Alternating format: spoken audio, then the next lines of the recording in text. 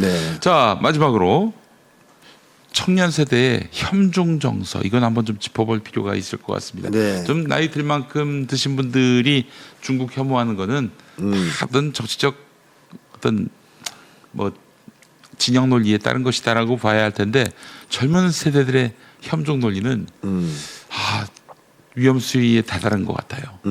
어떻게 보십니까?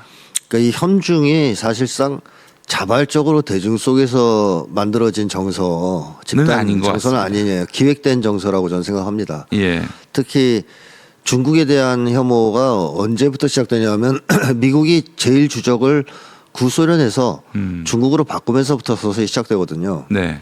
그래서 미국이 최고의 적수국, 경쟁국을 중국으로 상정한 때부터 미국 내에서부터 반중 또 중국에 대한 혐오 이런 게 조장이 됩니다. 그리고 한국의 극우가 수입하죠. 그러니까 한국 극우들은 미국 형님이 누굴 미워하는가가 중요하거든요. 그래서 예전에 남쪽의 극우들은 데모만 했다 하면 북을 규탄했어요. 그렇죠. 예, 막 욕하고. 예. 근데 어느 시점부터 중국이 주적이 되자 미국에 네. 그 분위기가 좀 바뀝니다.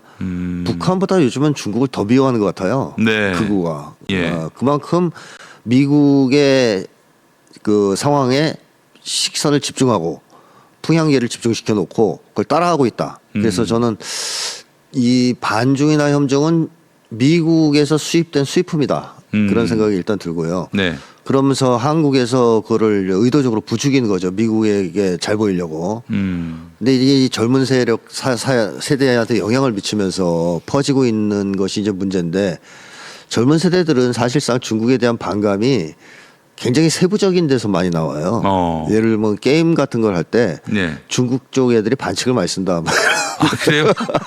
젊은 친구들하고 얘기를 해보니 그래요. 중국이 예. 왜 싫냐 그러니까 예. 게임할 때 꼭 나쁜 짓 하고 이상한 짓 하는 놈들 보면 중국 놈들이더라. 뭐 이런 거. 그 다음에 뭐 김치같이 내 거라 그랬다. 네. 뭐 옛날에 동북공정했다. 아. 뭐 그런 거. 간도가 우리 땅인데 저놈들이 작거라고 미고 있다. 이것도 그들의 분노의 이유 중에 하나입니다. 네. 그건 뭐 크진 않아요. 그 예. 땅 문제는. 네. 근데 그런 사소한 것들이 있지 않습니까? 땅 문제면은 좀 뭐 토론해 볼 필요가 있지 않나 하는 생각이 드는데 네. 고작 게임에서 반칙 쓴다고. 게임, 동북공정 문제, 그 다음에 이제 김치 한복 자기 거라고 주장했던 문제, 뭐 그 다음에 뭐 한한령 문제 이런 것들 있지 않습니까? 네. 근데 사실 이런 것들이 협중까지 가기에는 좀 미흡한 주제들이에요. 네. 왜냐하면 그렇게 따지면 일본이나 미국이 우리한테 해코지한 건 훨씬 더 많거든요. 아, 그럼요. 생체 실험하고 막 학살하고 전쟁에 그렇죠. 동원하고 여성들은 그렇게 성노예로 만들어 버리고. 그렇죠. 예. 아니 그리고 최근에도 뭐 독도 강탈하려고 그러고 있고, 예. 뭐 한국의 과거사 계속 방해하면서 부정하고 있고, 그렇죠. 역사 왜곡하고 있고, 그다음에 후쿠시마. 혐일은 이해가 돼요, 사실은. 예. 근데 협중은 좀 근데 혐일은 세지 않아요. 예. 젊은 층 사이에서. 네. 오히려 협중이 강하죠. 예. 그래서 이런 것들이 있긴 있지만 이것만으로 이렇게 강력한 협중 정서가 만들어지기는 어렵습니다. 네. 따라서 이건 배후에서 끊임없이 이것을 강화하고 부추기는 집단이 있고 세력이 있다. 이렇게 보는 게 맞겠고, 그 다음에 이 말이 나온 김에 혐오라는 감정에 대해서 말씀드리면 혐오는 약자에 대한 감정이잖아요. 이 강자에 대한 감정이 아닙니다. 그러니까 뭐 예를 들면 길 가다가 무서운 깡패가 나타나면 혐오감이 생기지 않아요. 두려움이 생기죠. 근데 길 가는데 쥐가 나타났다 이러면 이제 혐오가 생기죠. 그러니까 약한 대상한테 나타나는 감정이에요. 맞아요. 혐오. 예. 큰 대상한테는 혐오 잘 안 하죠. 두려움이죠. 무서운 거죠. 예. 그래서 뭐 강대국이다 너무 센 이러면 혐오가 생기지 않습니다. 공포가 생기죠. 근데 만만한 나라고 얕잡아봐도 되는 나라다 싶으면 혐오가 생기는 거거든요. 근데 중국에 협중이 있다는 것은 한국 젊은 층에 중국에 대한 인식이 상당히 왜곡돼 있다라고 저는 생각합니다. 네. 그러니까 중국을 그렇게 얕잡아 볼 수 있는 나라가 절대 아닙니다. 그럼요. 지금은. 옛날에는 한국이 뭐 중국을 그렇게 볼 수 있을 만큼 경제력 격차가 있기도 했고, 예. 뭐 여러 가지 그런 게 있을 수 있었지만 지금은 경제력으로만 봐도 한국한테 그렇게 뒤처진 나라가 아니지 않습니까? 자본주의 체제를 도입하면서 네. 중국이 얼마나 비약적으로 성장했습니까? 경제 성장도 뭐 예. 굉장히 많이 하고 앞으로의 그 성장 가능성도 한국보다 오히려 높은 측면이 있고요. 네.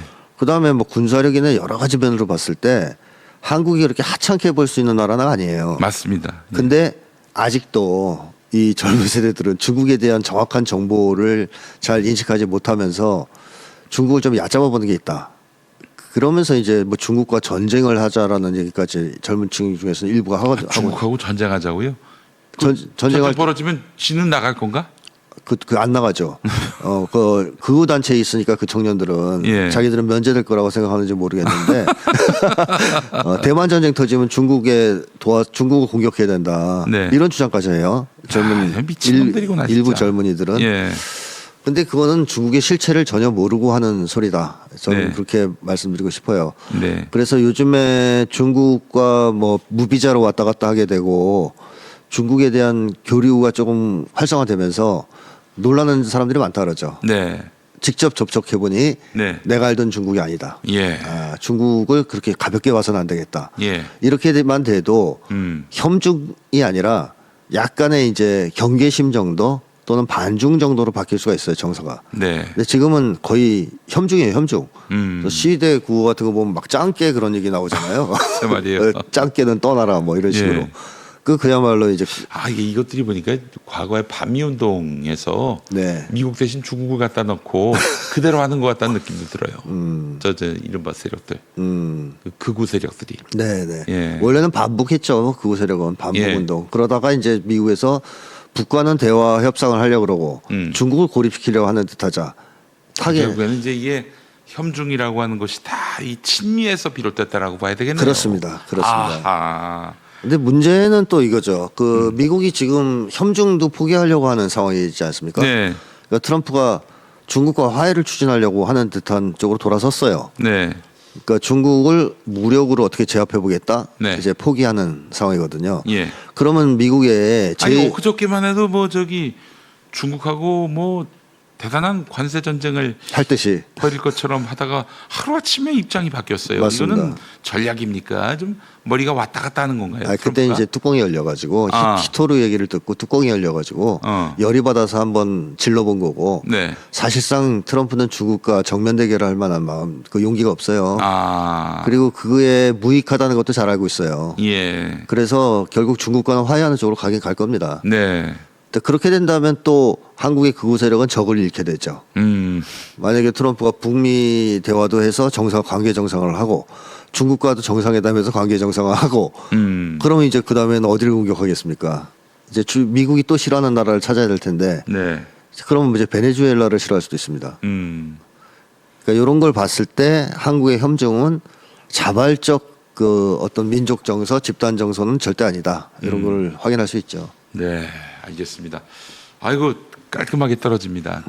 근데 사실 이게 청년 세력들이 이렇게 결집 규합하는 데 있어서는 이 2030 세력들, 예, 2대남, 3대남으로 불리는 네. 이게 그 결정적인 원인 제공이 페미니즘 같고요. 그렇죠. 그게 원인이 됐죠. 예.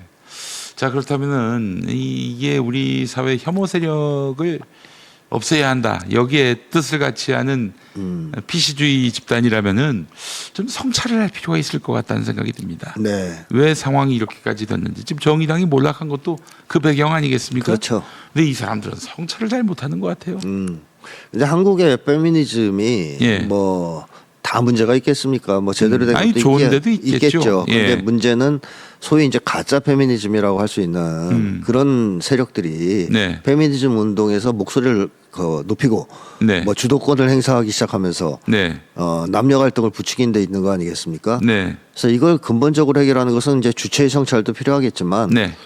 그러한 것에 2대남들이나 3대남들이 아주 민감하게 반응할 수밖에 없게 만든 한국 사회 문제. 네. 이게 해결돼야 저는 근본적으로 남녀 갈등이 해결될 거라고 네, 봅니다. 맞습니다.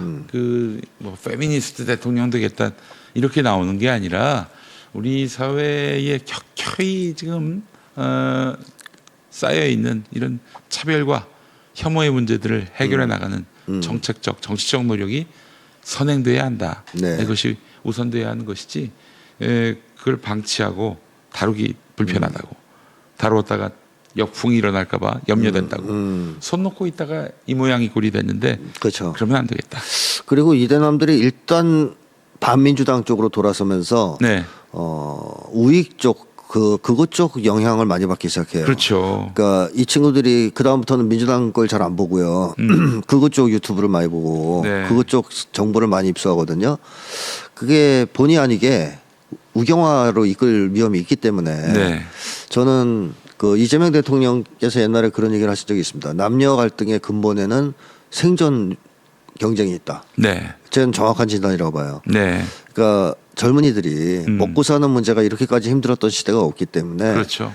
이 점만 해결이 되어도 예. 저는 남녀 갈등의 기본은 좀 풀릴 것이다 이렇게 봅니다. 그러니까 살 수 있을 만큼의 소득 그렇죠. 그리고 연애가 가능한 사회 그래서 결혼하고 출산까지 가능한 그렇죠. 사회로 가야 되는데 네네. 다 막혔어. 그렇습니다. 다 막혔어. 그러니 당연히 이들이 앙심을 품을 수밖에 없는 거예요. 네, 그 분노가 남녀 간의 갈등으로 표출되고 있는 거죠. 네, 이거 가벼이 여기면 안 됩니다. 네. 과거의 어떤 이념적 틀거리에 멈춰서면 안 되고 실질적인 해법을 갖는 네. 그런 방식으로 이 문제들을 해결해 나가야 한다. 이 말씀을 오늘 들었습니다.